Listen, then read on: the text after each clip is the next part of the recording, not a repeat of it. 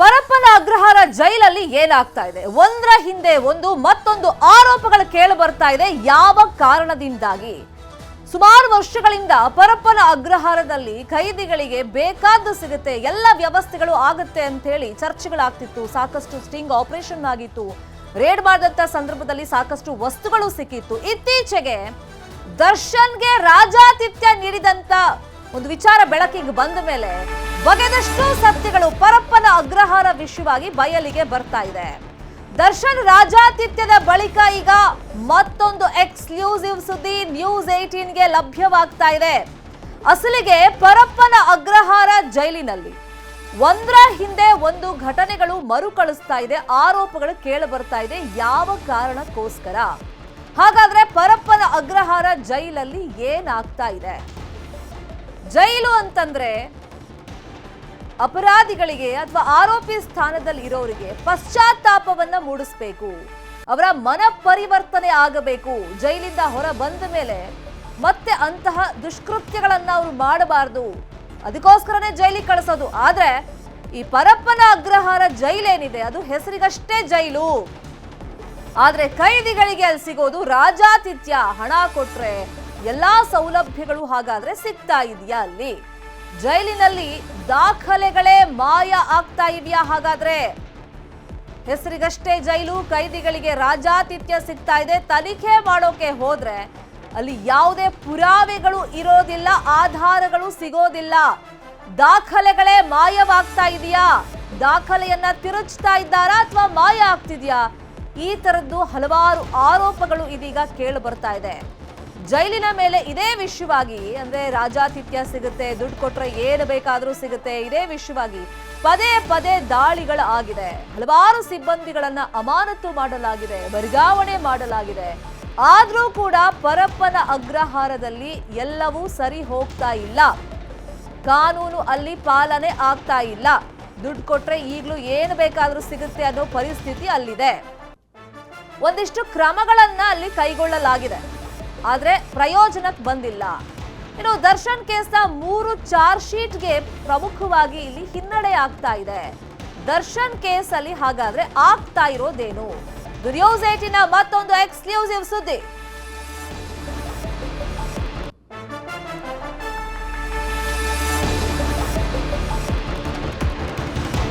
ದರ್ಶನ್ ಕೇಸಲ್ಲಿ ರಾಜಾತಿಥ್ಯದ ವಿಷಯವಾಗಿ 3 ಎಫ್ಐಆರ್ಗಳು ದಾಖಲಾಗಿದೆ. 2 ಎಫ್ಐಆರ್ ದರ್ಶನ್ ಮೇಲೆನೆ ದಾಖಲಾಗಿರೋದು. ತನಿಖೆಯನ್ನ ನಡೆಸ್ತಾ ಇದ್ದಾರೆ. ಚಾರ್ಜ್ ಶೀಟ್ ಅನ್ನ ಕೋರ್ಟಿಗೆ ಸಬ್ಮಿಟ್ ಮಾಡಬೇಕು. ಆದ್ರೆ ತನಿಖೆ ಹಂತದಲ್ಲಿ ಒಂದಿಷ್ಟು ಅಡ್ಡಿ ಆತಂಕಗಳು ಉಂಟಾಗಿದೆ. ಪರಪ್ಪನ ಅಗ್ರಹಾರ ಜೈಲಿನಲ್ಲಿ ನಟ ದರ್ಶನ್ಗೆ ರಾಜಾತಿಥ್ಯದ ಕೇಸ್ ವಿಷಯವಾಗಿ 3 ಎಫ್ಐಆರ್ ದಾಖಲಾಗಿದೆ. ಆದ್ರೆ ತನಿಖೆ ಕೈಗೊಂಡಿರುವಂತ ಅಧಿಕಾರಿಗಳಿಗೆ 108 ವಿಘ್ನಗಳು ಎದುರಾಗ್ತಾ ಇದೆ. 3 ಕೇಸ್ಗಳನ್ನ ತನಿಖೆಯನ್ನ ಮಾಡ್ತಿರುವಂತ ಅಧಿಕಾರಿಗಳಿಗೆ ಆ ತನಿಖೆ ಪೂರ್ಣ ಆಗಬೇಕು. ಚಾರ್ಜ್ ಶೀಟ್ ನಲ್ಲಿ ಆ ವರದಿಯನ್ನ ಉಲ್ಲೇಖ ಮಾಡಬೇಕು ಅಂತಂದ್ರೆ ಲೆಡ್ಜರ್ ಬಗ್ಗೆ ಮಾಹಿತಿ ಬೇಕಾಗುತ್ತೆ.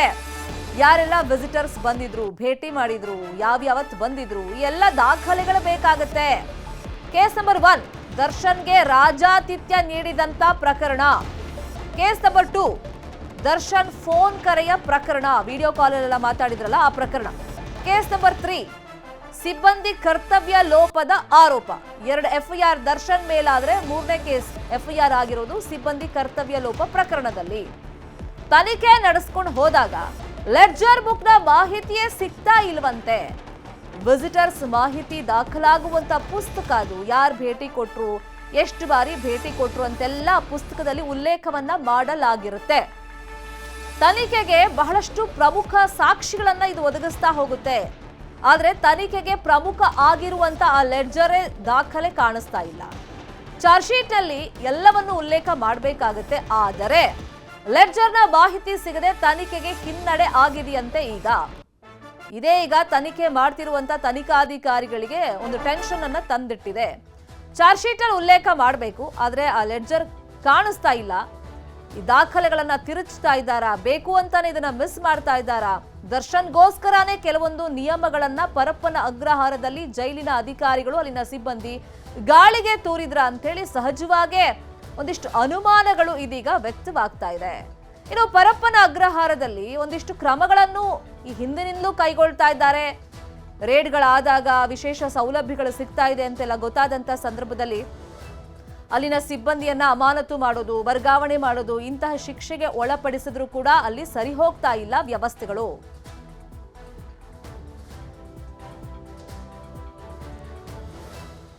ಇದೇ ವಿಚಾರವಾಗಿ ಇನ್ನಷ್ಟು ಡೀಟೇಲ್ ಆಗಿ ಇನ್ಫಾರ್ಮೇಶನ್ ಅನ್ನ ಕೊಡ್ತಾ ಹೋಗೋದಕ್ಕೆ ನೇರ ಸಂಪರ್ಕದಲ್ಲಿ ಕನೆಕ್ಟ್ ಆಗಿದ್ದಾರೆ ನಮ್ಮ ರಿಪೋರ್ಟರ್ ಮುನಿರಾಜು. ಈಗ 3 ಕೇಸ್ ಪರ್ಟಿಕ್ಯುಲರ್ ಆಗಿ ರಾಜಾತಿಥ್ಯದ ವಿಷಯವಾಗಿ ದಾಖಲಾಗಿತ್ತು. 2 FIR ದರ್ಶನ್ ಮೇಲಾಗಿತ್ತು, ಇನ್ನೊಂದು ಅಲ್ಲಿನ ಸಿಬ್ಬಂದಿ ಕರ್ತವ್ಯ ಲೋಪದ ಮೇಲೆ FIR ದಾಖಲಾಗಿತ್ತು. ಆ ತನಿಖೆ ಎಲ್ಲಿ ತನಕ ಬಂದಿದೆ? ಕೆಲವೊಂದು ದಾಖಲೆಗಳೀಗ ಮಿಸ್ಸಿಂಗ್ ಇರೋದ್ರಿಂದ ಚಾರ್ಜ್ ಶೀಟ್ ಯಾವಾಗ ಸಲ್ಲಿಕೆ ಆಗುತ್ತೆ, ಯಾವ ತರ ಪ್ರಿಪೇರ್ ಮಾಡ್ತಾ ಇದ್ದಾರೆ, ತನಿಖೆಯ ಹಾದಿ ಬಗ್ಗೆ ಹೇಳ್ತಾ ಹೋಗೋದು. ಶರ್ಮಿತಾ, ಈಗಾಗಲೇ ಈ 3 ಪ್ರಕರಣದ ತನಿಖೆಯನ್ನ ಬಹುತೇಕ ಮುಕ್ತಾಯ ಹಂತಕ್ಕೆ ಪೊಲೀಸರು ತೆಗೆದುಕೊಂಡು ಬಂದಿದ್ದಾರೆ. ಆದರೆ ಈ ವೇಳೆ ಕೆಲವು ಮಾಹಿತಿಗಳನ್ನು ಕೂಡ ಅವರು ಸಂಗ್ರಹ ಮಾಡ್ತಿರೋದು, ಪ್ರಮುಖವಾಗಿ ಜೈಲಿನ ಒಂದು ಲೆಕ್ಚರ್ ಬುಕ್ ಏನಿದೆ ಅದರಲ್ಲಿ ಎಷ್ಟು ಜನ ವಿಸಿಟರ್ಸ್ ಭೇಟಿಯಾಗಿದ್ದಾರೆ, ಮತ್ತೆ ಯಾವ್ಯಾವ ಸಂದರ್ಭದಲ್ಲಿ ಮತ್ತೆ ವಾರಕ್ಕೆ ಎಷ್ಟು ಬಾರಿ ಭೇಟಿಯಾಗಿದ್ದಾರೆ ಅನ್ನೋ ಕೆಲವು ಮಾಹಿತಿಗಳನ್ನು ಕೂಡ ಪೊಲೀಸರು ಕೇಳಿದ್ದಾರೆ. ಆದರೆ ಈ ಒಂದು ಮಾಹಿತಿಗಳು ಕೂಡ ಇನ್ನೂ ಪೊಲೀಸರ ಕೈಗೆ ಸಿಗ್ತಾ ಇಲ್ಲ ಅನ್ನೋ ಒಂದು ಮಾಹಿತಿ ಕೂಡ ಈಗ ಸಿಗ್ತಾ ಇರೋದು. ಯಾಕಂದ್ರೆ ಏನು ಈ ಒಂದು 3 ಪ್ರಕರಣಕ್ಕೆ ಸಂಬಂಧಪಟ್ಟಂತೆ ದರ್ಶನ್ ಮೇಲೆ 2 ಕೇಸ್ ರಿಜಿಸ್ಟರ್ ಆಗಿದ್ರೆ, ಒಂದು ಅಲ್ಲಿನ ಅಧಿಕಾರಿ ಮತ್ತೆ ಸಿಬ್ಬಂದಿಗಳ ಒಂದು ಕರ್ತವ್ಯ ಲೋಪದ ಬಗ್ಗೆ ಕೂಡ ಒಂದು FIR ದಾಖಲಾಗಿರುವುದು. ಆ ಬಗ್ಗೆ ಒಂದು ತನಿಖೆಯನ್ನು ಮಾಡುವಂತ ಸಂದರ್ಭದಲ್ಲಿ ಅಲ್ಲಿರುವಂತಹ ಒಂದು ಆಡಳಿತ ವ್ಯವಸ್ಥೆ ಇರಬಹುದು, ಮತ್ತೆ ಅಲ್ಲಿ ಅಧಿಕಾರಿಗಳು ಯಾವ ರೀತಿ ಒಂದು ಲೆಕ್ಚರ್ ಬುಕ್ ಮೇಂಟೈನ್ ಮಾಡ್ತಾರೆ, ಏನೆಲ್ಲ ಒಂದು ಎಂಟ್ರಿಗಳನ್ನ ಮಾಡ್ಕೊಡ್ತಾರೆ, ಸಮಯ ಸಂದರ್ಭ ಮತ್ತೆ ಏನು ಎಷ್ಟು ಜನ ಭೇಟಿ ಆಗ್ತಾರೆ ಎಲ್ಲವೂ ಕೂಡ ಅದರಲ್ಲಿ ರೆಕಾರ್ಡ್ ಆಗಿರಬೇಕಾಗುತ್ತೆ. ಆದ್ರೆ ಇದಕ್ಕೆ ಸಂಬಂಧಪಟ್ಟಂತ ಕೆಲವು ವಿಚಾರಗಳು ಕೂಡ ಇನ್ನು ಪೊಲೀಸರಿಗೆ ಸಿಗ್ತಾ ಇಲ್ಲ ಅನ್ನೋ ಒಂದು ಮಾಹಿತಿ ಈಗ ಇದೆ. ಯಾಕಂದ್ರೆ ಆ ಒಂದು ಲೆಕ್ಚರ್ ಬುಕ್ ನಲ್ಲಿ ಇಡೀ ಜೈಲಿಗೆ ಬರುವಂತಹ ಒಂದು ಏನು ವಿಸಿಟರ್ಸ್ ಏನಿದ್ರೆ ಎಲ್ಲರ ಒಂದು ಕಂಪ್ಲೀಟ್ ಮಾಹಿತಿ ಇರುತ್ತೆ. ವಾರಕ್ಕೆ ಎಷ್ಟು ಜನ ಯಾರ್ಯಾರನ್ನ ಭೇಟಿ ಮಾಡ್ತಾರೆ, ಒಬ್ಬ ಆರೋಪಿಯನ್ನ ಎಷ್ಟು ಬಾರಿ ಭೇಟಿ ಆಗ್ಬಹುದು, ಮತ್ತೆ ಎಷ್ಟು ಯಾವ್ಯಾವ ಸಮಯ ಸಂದರ್ಭದಲ್ಲಿ ಭೇಟಿ ಆಗ್ತಾರೆ ಅನ್ನೋದ್ರ ಬಗ್ಗೆ ಸಂಪೂರ್ಣ ವಿವರ ಕೂಡ ಆ ಒಂದು ಬುಕ್ ನಲ್ಲಿ ರೆಕಾರ್ಡ್ ಆಗಿರುತ್ತೆ. ಆದ್ರೆ ಈಗ ಏನು ಕಂಪ್ಯೂಟರ್ ಆಗ್ತಾ ಇರೋದ್ರಿಂದ ಈ ಒಂದು ಮಾಹಿತಿಗಳು ಲೆಕ್ಚರ್ ನಲ್ಲಿ ದಾಖಲಾಗಿಲ್ಲ ಅನ್ನೋ ಒಂದು ಮಾಹಿತಿ ಕೂಡ ಸಿಕ್ಕಿರೋದು. ಆದ್ರೂ ಕೂಡ ಪೊಲೀಸರು ಅದನ್ನ ಆನ್ ರೆಕಾರ್ಡ್ ತಂದು ಅದನ್ನ ಏನು ಚಾರ್ಜ್ ಶೀಟ್ ನಲ್ಲಿ ಉಲ್ಲೇಖ ಕೂಡ ಮಾಡಬೇಕಾಗುತ್ತೆ. ಅದರಿಂದ ಈ ಒಂದು ಬುಕ್ ಸಿಗೋವರೆಗೂ ಇನ್ನ ಈ ಒಂದು ಚಾರ್ಜ್ ಶೀಟ್ ನ ತಯಾರಿ ಏನ್ ಕೆಲಸ ನಡೆಯುತ್ತೆ ಅದು ಕಂಪ್ಲೀಟ್ ಆಗೋದಿಲ್ಲ ಅನ್ನೋ ಒಂದು ಮಾಹಿತಿ ಕೂಡ ಇರೋದು. ಅದರಿಂದ ಆದಷ್ಟು ಬೇಗ ಆ ಒಂದು ಬುಕ್ ನಲ್ಲಿರುವಂತಹ ಒಂದು ಏನು ಲೆಕ್ಚರ್ ಬುಕ್ ನಲ್ಲಿ ಎಂಟ್ರಿ ಮತ್ತೆ ಎಕ್ಸಿಟ್ ಏನಿರುತ್ತೆ ಆ ಒಂದು ಸಮಯ ಮತ್ತೆ ವ್ಯಕ್ತಿಗಳ ಬಗ್ಗೆ ವಿವರವನ್ನ ಕಲೆಕ್ಟ್ ಮಾಡಿ ಅದನ್ನ ಚಾರ್ಜ್ ಶೀಟ್ ನಲ್ಲಿ ಉಲ್ಲೇಖ ಮಾಡೋದಕ್ಕೂ ಕೂಡ ಈಗ ಸಿದ್ಧತೆಯನ್ನ ಮಾಡಿದ್ದಾರೆ. ಆ ಒಂದು ಬುಕ್ ಸಿಕ್ಕಿದ ನಂತರ ಇಡೀ ಚಾರ್ಜ್ ಶೀಟ್ ಅನ್ನ ತನಿಖೆಯನ್ನ ಪೂರ್ಣಗೊಳಿಸಿ ನಂತರ ನ್ಯಾಯಾಲಯಕ್ಕೆ ದರ್ಶನ್ ಸೇರಿದಂತೆ ಉಳಿದ ಎಲ್ಲ ಆರೋಪಿಗಳ ಮೇಲೆ ಒಂದು ಚಾರ್ಜ್ ಶೀಟ್ ಅನ್ನ ಫೈಲ್ ಮಾಡೋದಕ್ಕೆ ಪೊಲೀಸರು ಸಿಗದೆ ಹೋದ್ರೆ, ದಾಖಲೆಗಳು ಸಿಗದೆ ಹೋದ್ರೆ, ನೀವು ಹೇಳ್ದಂಗೆ ಈಗ ಡಿಜಿಟಲ್ ಯುಗ, ಹಾಗಾಗಿ ಸಿಸ್ಟಮ್ ಅಲ್ಲಿ ಅದನ್ನ ಅಪ್ಡೇಟ್ ಮಾಡಿರ್ಬೋದೇನೋ ಗೊತ್ತಿಲ್ಲ. ಸೊ ಅದನ್ನ ಯಾವ ತರ ಈಗ ಸಾಕ್ಷಿ ಅಂತ ಪರಿಗಣಿಸಲಾಗುತ್ತೆ. ಲೆಡ್ಜರ್ ಬುಕ್ ಸಿಗದೆ ಹೋದ್ರೆ ಸಿಬ್ಬಂದಿ ಮೇಲೆ ಮತ್ತೊಂದು ಆರೋಪ ಬಂದಂಗಾಗುತ್ತೆ. ಸೊ ಆ ನಿಟ್ಟಲ್ಲಿ ಯಾವ ತರ ತನಿಖೆ ನಡೆಯುತ್ತೆ. ಮತ್ತೊಂದ್ ಕಡೆ ಲೆಡ್ಜರ್ ಬುಕ್ ಸಿಕ್ಕಿಲ್ಲ ಅಂತ ಇಟ್ಕೊಳ್ಳಿ ಒಂದು ವೇಳೆ, ಸೊ ಚಾರ್ಜ್ ಶೀಟ್ ಸಲ್ಲಿಕೆ ಪ್ರಕ್ರಿಯೆಯಲ್ಲಿ ನಿಧಾನ ಆಗುತ್ತಾ, ಅದಕ್ಕೇನಾದ್ರು ಕೋರ್ಟಿಂದ ಪರ್ಮಿಷನ್ ತಗೊಳ್ತಾರಾ, ಆ ಪ್ರೋಸೆಸ್ ಹೆಂಗಿರುತ್ತೆ? ಶರ್ಮಿತಾ, ಒಂದು ವೇಳೆ ಆ ಒಂದು ಬುಕ್ ಪತ್ತೆ ಆಗಿಲ್ಲ ಅಥವಾ ಬುಕ್ ಅನ್ನು ಕೊಡೋದಕ್ಕೆ ನಿರಾಕರಿಸಿದ್ರೆ ಅದ್ರ ಮೇಲೆ ಕೂಡ ಒಂದು ತನಿಖೆಯನ್ನು ಮಾಡೋದಕ್ಕೆ ಒಂದು ಅವಕಾಶವನ್ನ ಪೊಲೀಸರು ಪಡ್ಕೊಳ್ಬಹುದು. ಯಾಕಂದ್ರೆ ಈಗ ಈ ಅಧಿಕಾರಿಗಳ ಲೋಪದ ಬಗ್ಗೆ ಒಂದು ಪೊಲೀಸರು ತನಿಖೆಯನ್ನ ಮಾಡ್ತಾ ಇದ್ದಾರೆ, ಮತ್ತೆ ಅಲ್ಲಿರುವಂತಹ ಸಿಬ್ಬಂದಿಗಳ ಒಂದು ವಿಚಾರಣೆ ಆಗ್ತಾ ಇದೆ. ಮತ್ತೆ ಈಗಾಗಲೇ ಈ ಒಂದು ಪ್ರಕರಣದಲ್ಲಿ 9 ಮಂದಿ ಸಿಬ್ಬಂದಿ ಮತ್ತೆ ಅಧಿಕಾರಿಗಳನ್ನು ಕೂಡ ಸಸ್ಪೆಂಡ್ ಮಾಡಿದ್ದಾರೆ. ಮತ್ತೆ ಅವರನ್ನು ಕೂಡ ವಿಚಾರಣೆಗೆ ಒಳಪಡಿಸಿ ಏನೆಲ್ಲ ಒಂದು ಅವ್ಯವಹಾರ ನಡೀತಾ ಇತ್ತು, ಮತ್ತೆ ಹಣಕಾಸು ವ್ಯವಹಾರ ಇರಬಹುದು, ಮತ್ತೆ ಆರೋಪಿಗಳಿಗೆ ಯಾವ ರೀತಿಯ ಒಂದು ಸವಲತ್ತುಗಳನ್ನ ಕೊಡ್ತಾ ಇದ್ರು ಅನ್ನೋದ್ರ ಬಗ್ಗೆ ಕೂಡ ಹೇಳಿಕೆಗಳನ್ನ ಪಡ್ಕೊಂಡಿದ್ದಾರೆ. ಈಗ ಈ ಒಂದು ಬುಕ್ಗೆ ಸಂಬಂಧಪಟ್ಟಂತೆ ಕೂಡ ಒಂದು ಅಧಿಕೃತವಾಗಿ ಒಂದು ಏನು ಪತ್ರವನ್ನ ಬರೆದು ಆ ಮುಖಾಂತರ ಒಂದು ಮಾಹಿತಿಯನ್ನ ಪಡ್ಕೊಳ್ಬಹುದು. ಯಾಕೆ ಕೊಡಲ್ಲ, ಮತ್ತೆ ಏನೆಲ್ಲ ಒಂದು ಅಂಶಗಳಿದೆ ಅನ್ನೋದ್ರ ಬಗ್ಗೆ ಕೂಡ ಒಂದು ಪತ್ರ ವ್ಯವಹಾರನ ಮಾಡಬಹುದು. ಒಂದು ವೇಳೆ ಆ ಒಂದು ಬುಕ್ ಪತ್ತೆ ಆಗದೇ ಇದ್ರೂ ಕೂಡ ಪೊಲೀಸರು ತಮ್ಮ ನಿರ್ದಿಷ್ಟ ಅವಧಿಯಲ್ಲಿ ತನಿಖೆಯನ್ನ ಪೂರ್ಣಗೊಳಿಸಿ ನಂತರ ಕೋರ್ಟ್ಗೆ ಚಾರ್ಜ್ ಶೀಟ್ ಅನ್ನ ಫೈಲ್ ಮಾಡ್ತಾರೆ.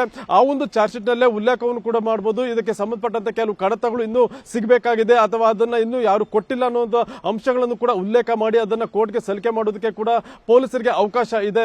Sharmita, fine, thank you Muniraju ತಮ್ಮೆಲ್ಲ ಇನ್ಫಾರ್ಮೇಶನ್ಗೆ. ಪರಪ್ಪನ ಅಗ್ರಹಾರ ಜೈಲಲ್ಲಿ ರಾಜಾತಿಥ್ಯ ಸ್ವೀಕರಿಸಿದಂತ ದರ್ಶನ್ಗೆ ಶಿಕ್ಷೆ ಆಯಿತು. ಯಾವ ತರ? ಪರಪ್ಪನ ಅಗ್ರಹಾರದಿಂದ ಬಳ್ಳಾರಿಗೆ ಶಿಫ್ಟ್ ಮಾಡಲಾಗಿತ್ತು. ಆದರೆ ಈ ರಾಜಾತಿಥ್ಯ ಕೊಟ್ಟಂತ ವಿಲ್ಸನ್ ಗಾರ್ಡನ್ ನಾಗನಿಗೆ ಶಿಕ್ಷೆ ಆಗಲ್ವಾ ಅಂತ ಹೇಳಿ ಸಾರ್ವಜನಿಕ ವಲಯದಲ್ಲಿ ಚರ್ಚೆಗಳು ನಡೀತಾ ಇತ್ತು. ಈಗ ರಾಜಾತಿಥ್ಯ ಕೇಸಲ್ಲಿ ರೌಡಿ ನಾಗನಿಗೆ ಬಿಗ್ ಶಾಕ್ ಎದುರಾಗಿದೆ. ಜೈಲಲ್ಲಿ ಮೆರೀತಾ ಇದ್ದಂತ ರೌಡಿ ನಾಗನಿಗೆ ಸಂಕಷ್ಟ ಶುರುವಾಗಿದೆ. ಯಾವ ತರ? ಈತನನ್ನು ಕೂಡ ಬೆಂಗಳೂರು ಜೈಲಿಂದ ಬೇರೆ ಜೈಲಿಗೆ ಶಿಫ್ಟ್ ಮಾಡೋದಕ್ಕೆ ಕೌಂಟ್ ಡೌನ್ ಶುರುವಾಗಿದೆ. ಅಲ್ಲಿಗೆ ಪರಪ್ಪನ ಅಗ್ರಹಾರದಲ್ಲಿ ಐಷಾರಾಮಿ ಜೀವನವನ್ನ ಜೈಲಲ್ಲಿ ಇಟ್ಕೊಂಡೇ ನಡೆಸ್ತಾ ಇದ್ನಲ್ಲ ನಾಗ, ಅದಕ್ಕೆ ಬ್ರೇಕ್ ಬೀಳುತ್ತೆ. ಇವತ್ತು ವಿಲ್ಸನ್ ಗಾರ್ಡನ್ ನಾಗನನ್ನ ಶಿಫ್ಟ್ ಮಾಡಲಾಗುತ್ತೆ. ಬಹುತೇಕ ಆತನನ್ನ ಕಲಬುರಗಿ ಜೈಲಿಗೆ ಶಿಫ್ಟ್ ಮಾಡುವಂತ ಸಾಧ್ಯತೆಗಳಿದೆ. ಇದಕ್ಕೆ ಬೇಕಾದಂತ ಎಲ್ಲ ಪ್ರಕ್ರಿಯೆಗಳನ್ನ ಕೋರ್ಟ್ನಲ್ಲಿ ಪೊಲೀಸ್ ಅಧಿಕಾರಿಗಳು ಮುಗಿಸಿದ್ದಾರೆ. ನಟ ದರ್ಶನ್ಗೆ ರಾಜಾತಿಥ್ಯ ನೀಡಿದ್ದ ಇದೇ ವಿಲ್ಸನ್ ಗಾರ್ಡನ್ ನಾಗ ಫೋಟೋ ವೈರಲ್ ಆದ ಮೇಲೆ ದರ್ಶನ್ನ ಬಳ್ಳಾರಿ ಜೈಲಿಗೆ ಶಿಫ್ಟ್ ಮಾಡಲಾಗಿದೆ. ಈಗ ನಾಗ ಸೇರಿದಂತೆ 20 ಮಂದಿಯನ್ನ ಬೇರೆ ಬೇರೆ ಜೈಲಿಗೆ ಶಿಫ್ಟ್ ಮಾಡಲಾಗುತ್ತೆ. ಇನ್ಫ್ಯಾಕ್ಟ್ ಈ ರಾಜಾತಿಥ್ಯದ ಪ್ರಕರಣ ಎಲ್ಲ ದಾಖಲಾದ್ಮೇಲೆ ತನಿಖೆ ಹಂತದಲ್ಲಿ ದರ್ಶನ್ ಕೂಡ ಇದೇ ವಿಲ್ಸನ್ ಗಾರ್ಡನ್ ನಾಗನ ಹೆಸರನ್ನ ಹೇಳಿದ್ರು. ಯಾಕಂದ್ರೆ ನಿಮ್ಗೆ ರಾಜಾತಿಥ್ಯ ಕೊಟ್ಟಿದ್ಯಾರು, ಆ ಚೇರ್ ನಿಮ್ಗೆ ಹೇಗ್ ಸಿಕ್ತು, ಅಲ್ಲಿ ಯಾಕೆ ಕುತ್ಕೊಂಡಿದ್ರಿ, ಸಿಗರೇಟ್ ಕೊಟ್ಟವ್ರು ಯಾರು, ನಿಮ್ಮ ಕೈಯಲ್ಲಿ ಕಾಫಿ ಮಗ್ ಹೇಗೆ ಬಂತು, ಇದೆಲ್ಲ ಪ್ರಶ್ನೆಗಳನ್ನು ಕೇಳಿದಾಗ ನನಗೇನು ಗೊತ್ತಿಲ್ಲ, ನಾನು ನನ್ನ ಪಾಡಿಗೆ ನಡ್ಕೊಂಡು ಹೋಗ್ತಿದ್ದೆ. ಆವಾಗ ಇದೇ ವಿಲ್ಸನ್ ಗಾರ್ಡನ್ ನಾಗ ನನ್ನನ್ನು ಕರೆದಿದ್ದು, ಚೇರ್ ವ್ಯವಸ್ಥೆಯನ್ನ ಆತನ ಸಹಚರರೇ ಮಾಡಿದ್ರು. ಕಾಫಿ ಬೇಕಾ ಟೀ ಬೇಕಾ ಕೇಳಿದ್ರು, ಬೇಡ ನಂಗೆ ಬಿಸಿನೀರು ಕುಡಿ ಅಂತಂದ್ರೆ ಸಿಗರೇಟ್ ವ್ಯವಸ್ಥೆನೂ ಆತನೇ ಮಾಡಿದ್ರು. ಇದಿಷ್ಟು ತನಿಖೆಯಲ್ಲಿ ದರ್ಶನ್ ಹೇಳಿದ್ರು. ಈಗ ಕೋಕಾ ಆಕ್ಟ್ ಕೇಸಲ್ಲಿದ್ದ 20 ಆರೋಪಿಗಳನ್ನ ಬೇರೆ ಬೇರೆ ಜೈಲಿಗೆ ಶಿಫ್ಟ್ ಮಾಡೋದಕ್ಕೆ ಎಲ್ಲಾ ತಯಾರಿಗಳನ್ನ ಪೊಲೀಸರು ಮಾಡ್ಕೊಂಡಿದ್ದಾರೆ. ಅದರಲ್ಲೂ ಎಸ್ಪೆಷಲಿ ನಾಗನನ್ನ ಕಲಬುರಗಿ ಜೈಲಿಗೆ ಇವತ್ತು ಶಿಫ್ಟ್ ಮಾಡುವಂತ ಚಾನ್ಸಸ್ ಇದೆ. ಇದೇ ವಿಚಾರವಾಗಿ ಇನ್ನಷ್ಟು ಡೀಟೇಲ್ ಆಗಿ ಇನ್ಫಾರ್ಮೇಶನ್ ಅನ್ನ ಕೊಡೋದಕ್ಕೆ ಒಂದ್ಸಗೆ ನೇರ ಸಂಪರ್ಕದಲ್ಲಿ ಕನೆಕ್ಟ್ ಆಗಿದ್ದಾರೆ ನಮ್ಮ reporter Muniraju. From the day one ಒಂದು ಚರ್ಚೆ ಆಗ್ತಿತ್ತು ರಾಜಾತಿಥ್ಯದ ಕೇಸ್ ವಿಷಯವಾಗಿ. ಆ ಫೋಟೋ ಎಲ್ಲ ವೈರಲ್ ಆದ್ಮೇಲೆ ದರ್ಶನ್ ಅವರನ್ನ ಬಳ್ಳಾರಿ ಜೈಲಿಗೆ ಶಿಫ್ಟ್ ಮಾಡಿದ್ಮೇಲೆ ಈ ನಾಗನಿಗೇನು ಶಿಕ್ಷೆ ಆಗೋದಿಲ್ವಾ ಅಂತ ಹೇಳಿ ಆ ಪ್ರಕ್ರಿಯೆಗಳು ಇಲ್ಲಿ ತನಕ ಡಿಲೇ ಆಗೋದಕ್ಕೆ ಕಾರಣ ಏನಾಯ್ತು, ಕಲಬುರಗಿ ಜೈಲಿಗೆ ಶಿಫ್ಟ್ ಮಾಡ್ತಾರೆ ಅನ್ನೋ ಕನ್ಫರ್ಮೇಶನ್ ಎಷ್ಟು ಮಟ್ಟಿಗೆ ಸಿಕ್ಕಿದೆ ಮುನಿ? ಶರ್ಮಿತಾ, ಏನು ಜೈಲಿನಲ್ಲಿ ತನ್ನದೇ ಪಟಾಲಮನ್ನ ಕಟ್ಕೊಂಡು ಅಲ್ಲಿ ಒಂದು ದರ್ಬಾರ್ ಮಾಡ್ತಿದ್ದಂತ ರೌಡಿ ಶೀಟರ್ ವಿಲ್ಸನ್ ಗಾರ್ಡನ್ ನಾಗನನ್ನ ಈಗ ಬೇರೆ ಕಡೆಗೆ ಸ್ಥಳಾಂತರ ಮಾಡೋದಕ್ಕೆ ಕೊನೆಗೂ ಕೋರ್ಟ್ ಒಂದು ಅಸ್ತು ಅಂದಿರೋದು. ಏನು ನಿನ್ನೆ ಈ ಬಗ್ಗೆ ಒಂದು ಕೋರ್ಟ್ ನಲ್ಲಿ ಒಂದು ಅನುಮತಿಯನ್ನ ಕೇಳಿದ್ರು ಇತ್ತೀಚೆಗೆ ಪೊಲೀಸರು. ಈಗ ನಿನ್ನೆ ಕೋರ್ಟ್ ಈಗ ನಾಗನನ್ನ ಒಂದು ಬೇರೆ ಒಂದು ಜೈಲಿಗೆ ಸ್ಥಳಾಂತರ ಮಾಡೋದಕ್ಕೆ ಕೂಡ ಒಂದು ಅನುಮತಿಯನ್ನ ಕೊಟ್ಟಿರೋದ್ರಿಂದ ಇವತ್ತು ಆ ಒಂದು ಆದೇಶ ಪ್ರತಿ ಜೈಲು ಅಧಿಕಾರಿಗಳ ಕೈ ಸೇರ್ತಾ ಇದ್ದಂತೆ ಆತನನ್ನ ಕಲಬುರಗಿ ಜೈಲಿಗೆ ಶಿಫ್ಟ್ ಮಾಡೋದಕ್ಕೆ ಬೇಕಾದ ಒಂದು ತಯಾರಿಯನ್ನು ಕೂಡ ಈಗ ಪೊಲೀಸರು ಮಾಡ್ಕೊಂಡಿದ್ದಾರೆ. ಬಹುಶಃ ಇವತ್ತು ಮಧ್ಯಾಹ್ನದ ವೇಳೆಗೆ ಕೋರ್ಟ್ ಆದೇಶ ಪ್ರತಿ ಪೊಲೀಸರು ಮತ್ತೆ ಜೈಲು ಅಧಿಕಾರಿಗಳ ಕೈ ಸೇರುತ್ತೆ.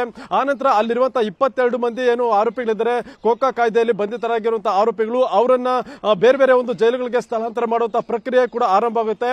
ಈ ಒಂದು ಪ್ರಕರಣದಲ್ಲಿ ಪ್ರಮುಖ ಆರೋಪಿ ವಿಲ್ಸನ್ ಗಾರ್ಡನ್ ನಾಗ ಆಗಿರೋದ್ರಿಂದ ಆತನನ್ನ ಕಲಬುರಗಿ ಜೈಲಿಗೆ ಸ್ಥಳಾಂತರ ಮಾಡೋದಕ್ಕೆ ಕೂಡ ಅಧಿಕಾರಿಗಳು ನಿರ್ಧಾರವನ್ನ ಮಾಡಿಕೊಂಡಿದ್ದಾರೆ.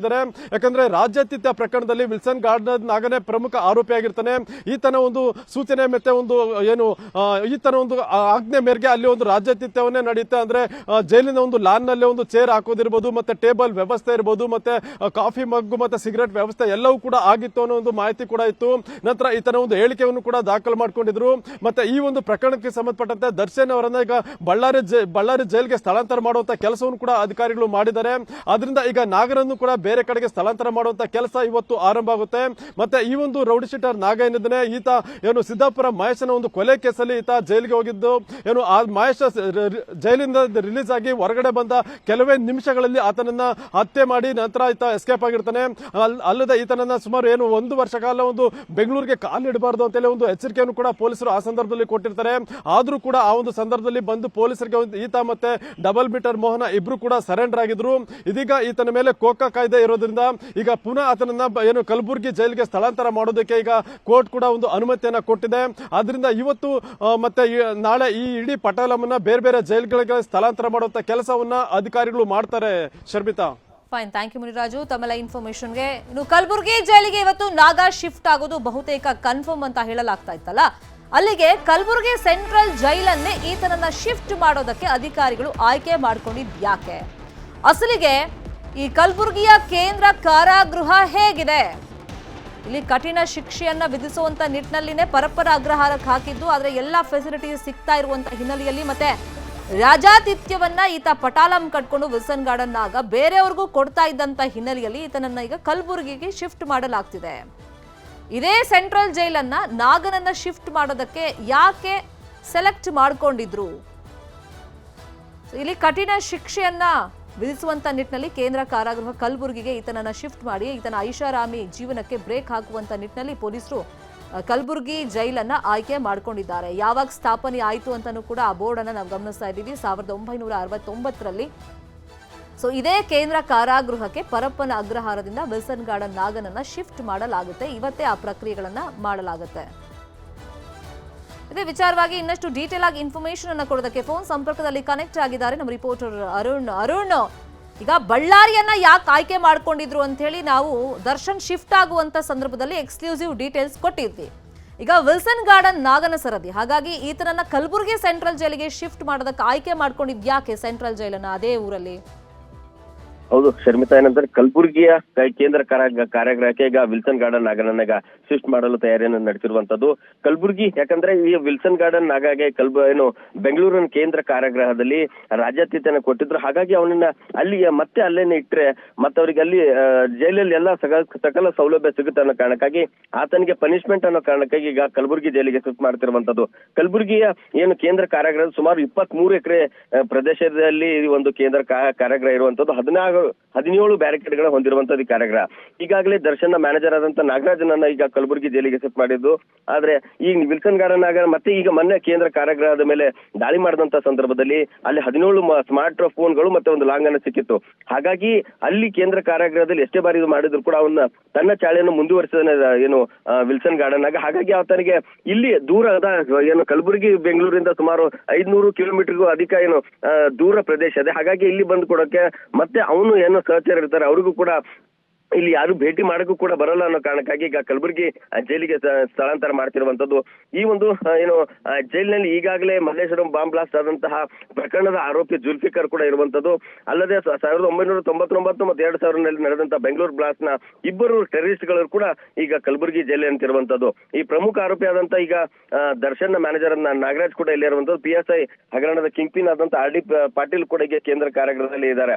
ಹಾಗಾಗಿ ಇಲ್ಲಿ ಬೆಂಗಳೂರಿಂದ ಕಲಬುರಗಿ ತುಂಬಾ ದೂರ ಪ್ರದೇಶ ಆಗಿದ್ರಿಂದ ಇಲ್ಲಿ ಯಾರು ಬರಲ್ಲ. ಅಲ್ಲದೆ ಮತ್ತೆ ಇಲ್ಲಿ ಕಲಬುರಗಿ ಕೇಂದ್ರ ಯಾವುದೇ ರೀತಿಯ ಸೌಲಭ್ಯಗಳು ಅವರಿಗೆ ಸಿಗಲ್ಲ ಅನ್ನೋ ಕಾರಣಕ್ಕಾಗಿ ಈಗ ಕಲಬುರಗಿ ಜೈಲಿಗೆ ಶಿಫ್ಟ್ ಮಾಡಲು ಮುಂದಾಗಿರುವಂತದ್ದು. Sharmita, fine, thank you Arun Kumar ತಮ್ಮ ಇನ್ಫಾರ್ಮೇಶನ್ಗೆ. ಕೊನೆಗೂ ನಟ ದರ್ಶನ್ ಸೆಲ್ಗೆ ಟಿವಿ ಭಾಗ್ಯ ಅನ್ನೋದು ಸಿಕ್ಕಿದೆ. ಬಳ್ಳಾರಿ ಸೆಂಟ್ರಲ್ ಜೈಲಲ್ಲಿರುವಂತ ನಟ ದರ್ಶನ್ಗೆ ತಾನಿರುವಂತ ಹೈ ಸೆಕ್ಯೂರಿಟಿ ಸೆಲ್ನಲ್ಲಿ ನಿನ್ನೆ ಸಂಜೆ ಟಿವಿಯನ್ನ ಅಳವಡಿಕೆ ಮಾಡಿದ್ದಾರೆ ಜೈಲಿನ ಅಧಿಕಾರಿಗಳು. ಬಳ್ಳಾರಿಗೆ ಶಿಫ್ಟ್ ಆದ್ಮೇಲೆ ದರ್ಶನ್ ನನಗೆ ಟಿವಿ ಬೇಕು ಅಂತ ಕೇಳಿದ್ರು. ಆದ್ರೆ ರಿಪೇರಿ ನೆಪದಲ್ಲಿ ದಿನಗಳನ್ನ ಅಧಿಕಾರಿಗಳು ದೂಡ್ತಾ ಇದ್ರು. ಫೈನಲಿ ನಿನ್ನೆ ಸಂಜೆ ಟಿವಿ ಭಾಗ್ಯವನ್ನ ಜೈಲಿನ ಅಧಿಕಾರಿಗಳು ದರ್ಶನ್ಗೆ ಕರುಣಿಸಿದ್ದಾರೆ. ಆ ವ್ಯವಸ್ಥೆಯನ್ನ ಮಾಡಿದ್ದಾರೆ.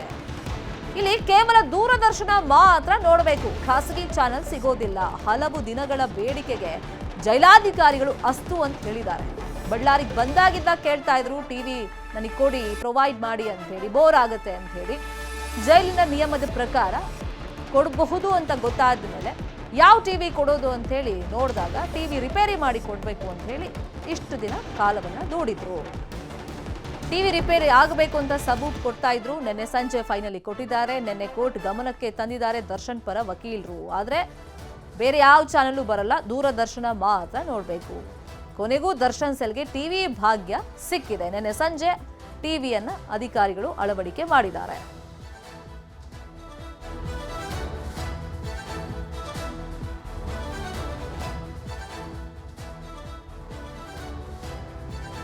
ಇದೇ ವಿಚಾರವಾಗಿ ಇನ್ನಷ್ಟು ಡೀಟೇಲ್ ಆಗಿ ಇನ್ಫಾರ್ಮೇಶನ್ ಅನ್ನು ಕೊಡೋದಕ್ಕೆ ನೇರ ಸಂಪರ್ಕದಲ್ಲಿ ಕನೆಕ್ಟ್ ಆಗಿದ್ದಾರೆ ಬಳ್ಳಾರಿಯಿಂದ ನಮ್ಮ ರಿಪೋರ್ಟರ್ ಬಸವರಾಜು. ನನಗೆ ಬೋರ್ ಆಗುತ್ತೆ, ಟಿವಿ ಕೊಡಿ ಅಂತ ಕೇಳಿದ್ದಕ್ಕೆ ನಿನ್ನೆ ಫೈನಲಿ ಅಧಿಕಾರಿಗಳು ಟಿವಿಯನ್ನ ಪ್ರೊವೈಡ್ ಮಾಡಿದ್ದಾರೆ.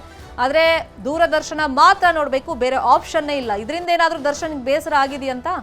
ಖಂಡಿತ ಶರ್ಮಿತಾ ಶೆಟ್ಟಿ, ಚಿತ್ರದುರ್ಗದ ರೇಣುಕಾಸ್ವಾಮಿ ಕೊಲೆ ಪ್ರಕರಣದ A2 ಆರೋಪಿಗಿರ್ತಕ್ಕಂಥ ನಟ ದರ್ಶನ್ ಅವರನ್ನ ಯಾವಾಗ ಬೆಂಗಳೂರಿನ ಪರಪ್ಪನಗರದಿಂದ ಬಳ್ಳಾರಿಯ ಕೇಂದ್ರ ಕಾರಾಗೃಹಕ್ಕೆ ಶಿಫ್ಟ್ ಮಾಡ್ತಾ ಇದ್ದಂತೆ ನಟ ದರ್ಶನ್ ಅವರು ಪ್ರಮುಖವಾಗಿ ಜೈಲಾಧಿಕಾರಿಗಳಿಗೆ ಒಂದು ಬೇಡಿಕೆಯನ್ನು ಕೂಡ ಇಟ್ಟಿರ್ತಕ್ಕಂಥದ್ದು. ಅದು ಜೈಲಿನ ನಿಯಮಗಳ ಪ್ರಕಾರ ನನ್ನ ಸೆಲ್ಗೆ ಟಿವಿಯನ್ನು ಅಳವಡಿಸಬೇಕು ಅನ್ನೋಟ್ಟಲ್ಲಿ ಕೂಡ ಒಂದು ಡಿಮ್ಯಾಂಡ್ ಅನ್ನು ಕೂಡ ಇಟ್ಟಿದ್ರು. ಆದ್ರೆ ಇರ್ತಕ್ಕಂಥ ಟಿವಿ ಕೂಡ ಕೆಟ್ಟೋಗಿರ್ತಕ್ಕಂಥ ಹಿನ್ನೆಲೆಯಲ್ಲಿ ಅದನ್ನ ಸಾಕಷ್ಟು ಬಾರಿ ರಿಪೇರಿ ಕೂಡ ಮಾಡಿದ್ರು ಕೂಡ ಅದು ಸರಿಯಾಗಿರಲಿಲ್ಲ. ಅಂತಿಮವಾಗಿ ನಿನ್ನೆ ಆ ಒಂದು ಟಿವಿ ಏನು ಹಳೆ ಟಿವಿ ಇತ್ತು ಅದನ್ನ ರಿಪೇರಿಗೊಳಿಸಿರ್ತಕ್ಕಂಥದ್ದು. ಹಾರ್ಟ್ನಲ್ಲಿ ಕೂಡ ನಿನ್ನೆ ಸಂಜೆ ನಟ ದರ್ಶನ್ ಅವರ ಹೈ ಸೆಕ್ಯೂರಿಟಿ ಸೆಲ್ಗೆ ಟಿವಿಯನ್ನು ಕೂಡ ಜೈಲಧಿಕಾರಿಗಳು ಕೂಡ ಅಳವಡಿಕೆಯನ್ನು ಮಾಡಿಕೊಂಡಿರ್ತಕ್ಕಂಥದ್ದು. ಆದ್ರೆ ಇಲ್ಲಿ ಕೆಲವೊಂದು ಕಂಡೀಷನ್ಗಳು ಕೂಡ ಇರ್ತಕ್ಕಂಥ. ಅದರಲ್ಲಿ ಅಂದ್ರೆ ಟಿವಿ ಅಳವಡಿಕೆ ಆಗಿದೆ, ಆದ್ರೆ ಟಿವಿಯಲ್ಲಿ ಬರ್ತಕ್ಕಂಥದ್ದು ಕೇವಲ ದೂರದರ್ಶನ ಚಾನೆಲ್ಗಳು ಮಾತ್ರ, ಯಾವುದೇ ಖಾಸಗಿ ಚಾನೆಲ್ಗಳು ಕೂಡ ಅಲ್ಲಿ ಬರೋದಿಲ್ಲ ಅನ್ನೋದು ಕೂಡ ಇಲ್ಲಿ ಪ್ರಮುಖ ಆಗಿರ್ತಕ್ಕಂಥದ್ದು. ಆ ನಿಟ್ಟಿನಲ್ಲಿ ಅನಿವಾರ್ಯವಾಗಿ ನಟ ದರ್ಶನ್ ಅವರು ದೂರದರ್ಶನ ಚಾನೆಲ್ ಅನ್ನು ನೋಡಬೇಕಾದಂತಹ ಅನಿವಾರ್ಯತೆ ಕೂಡ ಒದಗಿ ಬಂದಿರತಕ್ಕಂಥದ್ದು.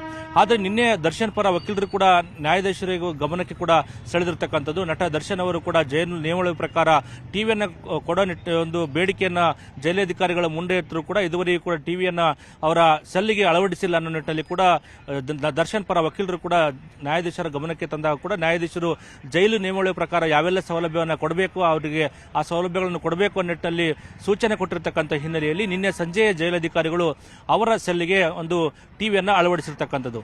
ಆದರೆ ಪ್ರಮುಖವಾಗಿ ನಟ ದರ್ಶನ್ ಅವರ ಹೈ ಸೆಕ್ಯೂರಿಟಿ ಸೆಲ್ಲಲ್ಲಿ ಇರತಕ್ಕಂಥ ಹಿನ್ನೆಲೆಯಲ್ಲಿ ಯಾವುದೇ ಕೈದಿಗಳ ಸಂಪರ್ಕ ಕೂಡ ಇಲ್ಲ. ಆ ನಿಟ್ಟಿನಲ್ಲಿ ನಟ ದರ್ಶನ್ ಅವರು ಏಕಾಂಗಿಯಾಗಿರಬೇಕಾಗಿತ್ತು.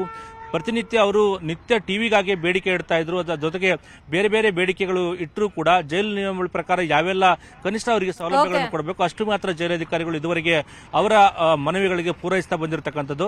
ನಿಟ್ಟಿನಲ್ಲಿ ಈಗ ಟಿವಿ ಕೊಟ್ಟಿರ್ತಕ್ಕಂಥದ್ದು, ಅದರ ಜೊತೆಗೆ ಚೇರು ಮತ್ತು ಬೆಡ್ ಕೂಡ ಬೇಡಿಕೆ ಇಟ್ಟಿರ್ತಕ್ಕಂಥದ್ದು. ನ್ಯಾಯಾಧೀಶರು ಕೂಡ ಚೇರ್ಗೆ ಕೊಡಬೇಕು ಅನ್ನೋ ನಿಟ್ಟಿನಲ್ಲಿ ಕೂಡ ಸೂಚನೆ ಕೊಟ್ಟಿದ್ದಾರೆ ಅನ್ನೋ ಮಾಹಿತಿ ಕೂಡ ಸಿಗ್ತಾ ಇದೆ. ಇವತ್ತು ಮಧ್ಯಾಹ್ನ ನ್ಯಾಯಾಧೀಶರು ಕೊಟ್ಟಿರ್ತಕ್ಕಂಥ ತೀರ್ಪಿನ ಆದೇಶ ಮಧ್ಯಾಹ್ನದ ವೇಳೆ ಜೈಲು ಅಧಿಕಾರಿಗಳಿಗೆ ತಲುಪತಕ್ಕಂಥ ಸಾಧ್ಯತೆ ಇರತಕ್ಕಂಥದ್ದು. ಯಾವೆಲ್ಲ ಜೈಲಧಿಕಾರಿಗಳು ಸೂಚನೆ ಕೊಟ್ಟಿದ್ದಾರೆ ಅವೆಲ್ಲ ಬೇಡಿಕೆಗಳು ಕೂಡ ಈಡೇರ್ತಕ್ಕಂಥ ಸಾಧ್ಯತೆ ಇರತಕ್ಕಂಥದ್ದು. Sharmita, fine, thank you Basavaraju ತಮ್ಮೆಲ್ಲ ಇನ್ಫಾರ್ಮೇಶನ್ಗೆ.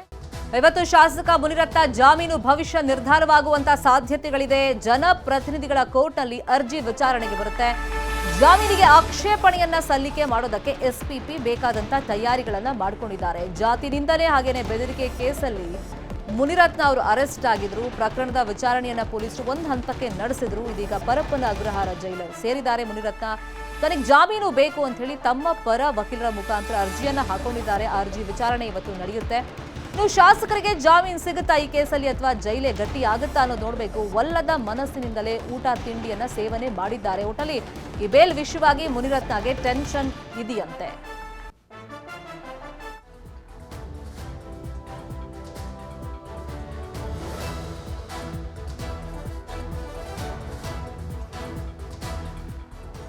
ಸೆಂಟ್ರಲ್ ಜೈಲ್ ಸದ್ಯಕ್ಕೀಗ ವಿಐಪಿಗಳ ಅಡ್ಡಾ ತರ ಆಗಿಬಿಟ್ಟಿದೆ. ಪರಪ್ಪನ ಅಗ್ರಹಾರ ಜೈಲಲ್ಲಿ 3 ಜನ ಲೀಡರ್ಸ್ ಇದ್ದಾರೆ. ಸ್ವಲ್ಪ ದಿನಕ್ಕೆ ಮುಂಚೆ ದರ್ಶನ್ ಕೂಡ ಅಲ್ಲೇ ಇದ್ರು. ಆದರೆ ರಾಜಾತಿಥ್ಯದ ವಿಷಯವಾಗಿ ಅವರನ್ನು ಶಿಫ್ಟ್ ಮಾಡಲಾಗಿತ್ತು. ಈಗ ರಾಜಕೀಯ ನಾಯಕರ ಸರದಿ ಒಟ್ಟು 3 ಜನ ಲೀಡರ್ಸ್ ಇದ್ದಾರೆ. 3 ಪಾರ್ಟಿಗಳ 3 ಜನ ಲೀಡರ್ಸ್ ಇದ್ದಾರೆ. ಯಾರ್ಯಾರಿದ್ದಾರೆ ಹಾಗಾದ್ರೆ? ಅತ್ಯಾಚಾರ ಕೇಸಲ್ಲಿ ಅಂಡರ್ ಆಗಿರುವಂತ ಪ್ರಜ್ವಲ್ ರೇವಣ್ಣ, ವಾಲ್ಮೀಕಿ ಹಗರಣದಲ್ಲಿ ಮಾಜಿ ಸಚಿವ ಬಿ ನಾಗೇಂದ್ರ, ಇದೀಗ ಜಾತಿ ನಿಂದನೆ ಬೆದರಿಕೆ ಕೇಸಲ್ಲಿ ಮುನಿರತ್ನ. 3 ಜನ ಲೀಡರ್ಸ್, ಬೇರೆ ಬೇರೆ ಪಾರ್ಟಿಯವರು, 3 ಪಾರ್ಟಿಯವರು ಪರಪ್ಪನ ಅಗ್ರಹಾರದಲ್ಲಿದ್ದಾರೆ. ಇನ್ನು ರೇಣುಕಾಸ್ವಾಮಿ ಕೊಲೆ ಕೇಸ್ ಆರೋಪಿ ದೀಪಕ್ ಕೂಡ ಪರಪ್ಪನ ಅಗ್ರಹಾರ ಜೈಲಲ್ಲೇ ಇದ್ದಾರೆ. ಈ ದೀಪಕ್ ಯಾರು ಅಂತಂದ್ರೆ ಮುನಿರತ್ನ ಅಕ್ಕನ ಮಗ. ಇದೇ ವಿಚಾರವಾಗಿ ಇನ್ನಷ್ಟು ಡೀಟೇಲ್ ಆಗಿ ಇನ್ಫಾರ್ಮೇಶನ್ ಅನ್ನು ಕೊಡೋದಕ್ಕೆ ನೇರ ಸಂಪರ್ಕದಲ್ಲಿ ಕನೆಕ್ಟ್ ಆಗಿದ್ದಾರೆ ನ್ಯೂಸ್ ರೂಮ್ ಇಂದ ನಮ್ಮ ರಿಪೋರ್ಟರ್ ಮಂಜುನಾಥ್. ಈ ಪರಪ್ಪನ ಅಗ್ರಹಾರ ಅನ್ನೋದು ಈ ಕೈದಿಗಳ ಅಡ್ಡ ಅನ್ನೋಕ್ಕಿಂತ ಇವಾಗ ರಾಜಕೀಯ ಪಾರ್ಟಿಗಳು ವಿಐಪಿಗಳ ಅಡ್ಡ ಅಂತ ಕರಿಬಹುದೇನೋ. ಯಾಕಂದ್ರೆ 3 ಪಕ್ಷಗಳ 3 ನಾಯಕರಲ್ಲಿ ಇದ್ದಾರೆ. ಸೊ ಜನರಿಗೊಂದು ಕ್ಯೂರಿಯಾಸಿಟಿ ಇರುತ್ತೆ, ಇವ್ರನ್ನೆಲ್ಲ ಪಕ್ಕ ಸೆಲ್ಲಲ್ಲಿ ಇರಿಸಿದಾರಾ, ಒಂದೇ ಸೆಲ್ಲಲ್ಲಿ ಇರಿಸಿದಾರಾ, ಅದ್ರ ಬಗ್ಗೆ ಮಾಹಿತಿ?